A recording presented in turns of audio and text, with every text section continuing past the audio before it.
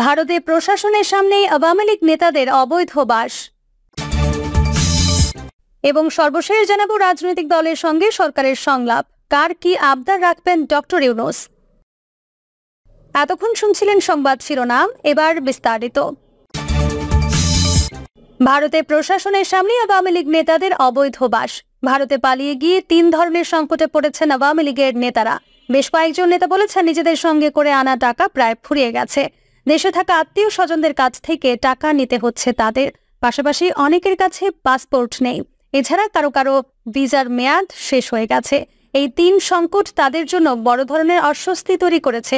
গত 5 আগস্ট ছাত্র জনতার অভ্যুত্থানে শেখ হাসিনা সরকারের পতনের পর আওয়ামী লীগের শীর্ষস্থানীয় অনেক নেতা, সাবেক মন্ত্রী, এমপি অবৈধভাবে দেশ ছেড়েছেন।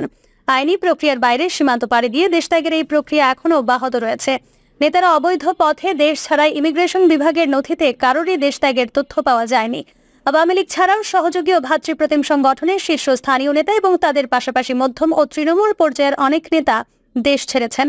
বেশিরভাগই ভারতে গেছেন, অন্য কয়েকটি দেশেও গেছেন কয়েকজন। ভারতে আত্মগোপনে থাকা কয়েকজন নেতা জানান এখন তারা আত্মীয় স্বজনের সঙ্গে টেলিফোনে কথা বলে অর্থ পাঠানোর অনুরোধ করছেন। তারা হুন্ডি করে টাকা পাঠাচ্ছেন ভারতে। তাছাড়া পরিচিতদের মধ্যে যারা চিকিৎসার জন্য ভারতে যাচ্ছেন তাদের মাধ্যমেও টাকা পাঠানো হচ্ছে।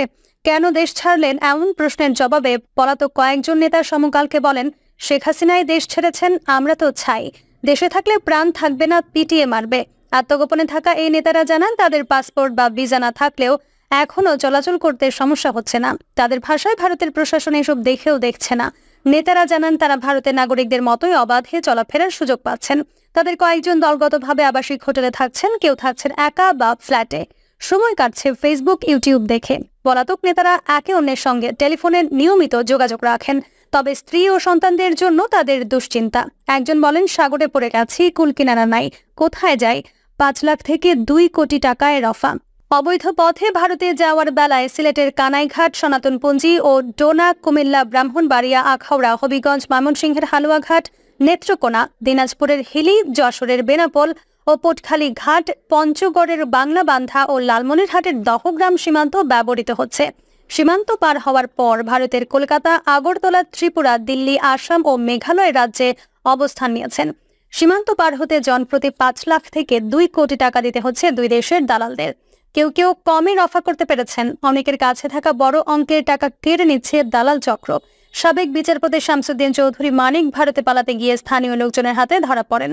এই সময় ধারণ করা ভিডিওতে তাকে বলতে শোনা যায় তার কাছে থাকা 60 থেকে 70 লাখ টাকা নিয়ে গেছে দালালরা। ব্রাহ্মণবাড়িয়ার আখাউড়ায় গত 12 সেপ্টেম্বর গ্রেপ্তার হন সাবেক এমপি এবিএম ফজলে করিম চৌধুরী। তিনি প্রায় 2 কোটি টাকার বিনিময়ে ভারতে যাওয়ার রফা করেছিলেন বলে জানা গেছে। শেখ পরিবারের সদস্যরা কোথায়? শেখ পরিবারের সদস্যদের মধ্যে সাবেক প্রধানমন্ত্রী শেখ হাসিনার ফুফাতো ভাই শেখ ফজলুল করিম সেলিমের কোনো খোঁজ নেই। আওয়ামী লীগের উপদেষ্টা পরিষদের সদস্য আমির হোসেন আমর অবস্থানও কেউ বলতে পারছে না। তিনি সম্পর্কে শেখ হাসিনার খালু। তবে ভারতে পালিয়ে গেছেন শেখ হাসিনার চাচাতো ভাই সাবেক এমপি শেখ হেলাল উদ্দিন, তার ছেলে সাবেক এমপি শেখ শারহান নাসের তন্ময়, শেখ হেলাল উদ্দিনের ভাই সাবেক এমপি শেখ সালাউদ্দিন জুয়েল, শেখ হাসিনার ফুফাতো ভাই সাবেক এমপি আবুল হাসনাত আবদুল্লাহ এবং তার ছেলে বরিশালের সাবেক মেয়র সাদিক আবদুল্লাহ। সাবেক মন্ত্রী, এমপি ও মেয়র ভারতে। ভারতের বিভিন্ন জায়গায় প্রকাশ্যে দেখা গেছে সাবেক স্বরাষ্ট্রমন্ত্রী আসাদুজ্জামান খান কামাল, সাবেক স্থানীয় সরকার, পল্লী উন্নয়ন ও সমবায় মন্ত্রী তাজুল ইসলাম, সাবেক বস্ত্র ও পাট মন্ত্রী অ্যাডভোকেট জাহাঙ্গীর কবির নানক, সাবেক মৎস্য ও প্রাণী সম্পদ মন্ত্রী আব্দুর রহমান, সাবেক কৃষিমন্ত্রী উপাধ্যক্ষ ডক্টর আব্দুস শহীদ, সাবেক শিক্ষামন্ত্রী ব্যারিস্টার মহিবুল হাসান চৌধুরী নওফেল, সাবেক বিদ্যুৎ, জ্বালানি ও খনিজ সম্পদ প্রতিমন্ত্রী নসরুল হামিদ বিপু, রাজশাহীর মেয়র এইচ.এম. খায়রুজ্জামান লিটন এবং কুমিল্লার সাবেক মেয়র তাহসিন বাহার সূচনাকে। আওয়ামী লীগের শীর্ষ নেতাদের মধ্যেও অনেকে ভারতে অবস্থান করছেন। সাবেক এমপি এ.কে.এম. শামীম ওসমান সপরিবারে ভারতে পালিয়েছেন। সাবেক এমপিদের মধ্যে তার পথ ধরে ভারতে পালিয়েছেন মহিউদ্দিন মহারাজ, মাহমুদুল হক সায়েম, শরীফ আহমেদ, মহিত-উর রহমান শান্ত, ফাহমি গোলন্দাজ বাবেল, মুশতাক আহমেদ রুহি, সালাউদ্দিন মাহমুদ জাহিদ, সোলাইমান সেলিম, নাহিম রাজ্জাক, আবু জাহির, আকম বাহউদ্দিন বাহার, আলাউদ্দিন আহমেদ চৌধুরী নাসিম, নিজামুদ্দিন হাজারি, শাহিন চাকলাদার ও শেখ আফিল উদ্দিন। অন্য দেশে গেছেন যারা। সরকার পতনের পরপরই ভারতে যান সাবেক পররাষ্ট্রমন্ত্রী ডক্টর হাসান মাহমুদ। সেখান থেকে তিনি বেলজিয়ামে গেছেন। দেশটির নাগরিকত্ব রয়েছে তার। এছাড়া ভারত হয়ে লন্ডন গেছেন সাবেক ভূমিমন্ত্রী সাইফুজ্জামান চৌধুরী জাবেদ, সাবেক মৎস্য ও প্রাণী সম্পদ মন্ত্রী সমর রেজাউল করিম, সাবেক নৌ পরিবহন প্রতিমন্ত্রী খালিদ মাহমুদ চৌধুরী এবং সাবেক প্রবাসী কল্যাণ ও বৈদেশিক কর্মসংস্থান প্রতিমন্ত্রী শফিকুর রহমান চৌধুরী। কানাডায় আছেন সাবেক অর্থ প্রতিমন্ত্রী ওয়াসিকা আয়েশা খান।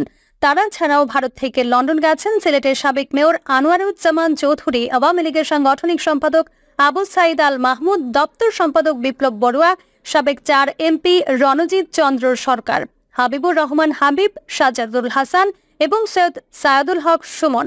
আওয়ামী লীগের কার্যনির্বাহী সদস্যের 2 সদস্য সানজিদা খানম ও গোলাম কবির রব্বানী চিনু গেছেন যুক্তরাষ্ট্রে। অন্য নেতারাও ভারতে। যুবলীগের চেয়ারম্যান শেখ ফজলে শামস পরশ সরকার পতনের 2 দিন আগে কানাডা থেকে দেশে ফেরেন।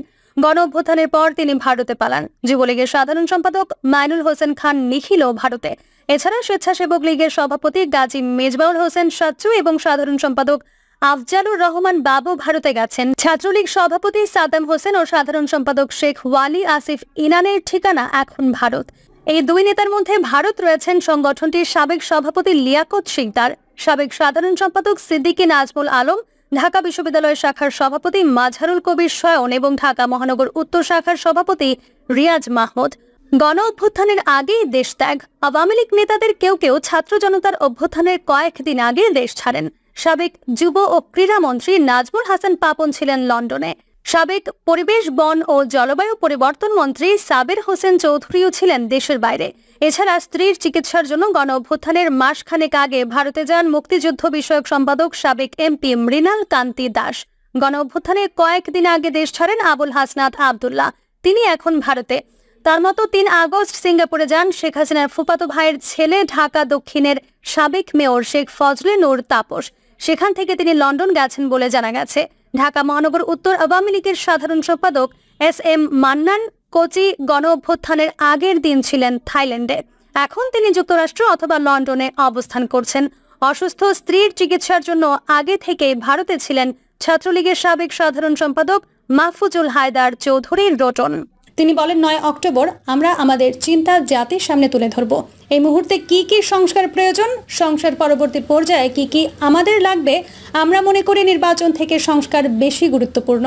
ছাত্র জনতার আন্দোলনে গত 5 আগস্ট আওয়ামী লীগ সরকারের পতনের 3 দিন পর 8 আগস্ট অন্তর্বর্তী সরকারের দায়িত্ব বুঝে নেয় মোহাম্মদ ইউনূস নেতৃত্বাধীন উপদেষ্টা পরিষদ।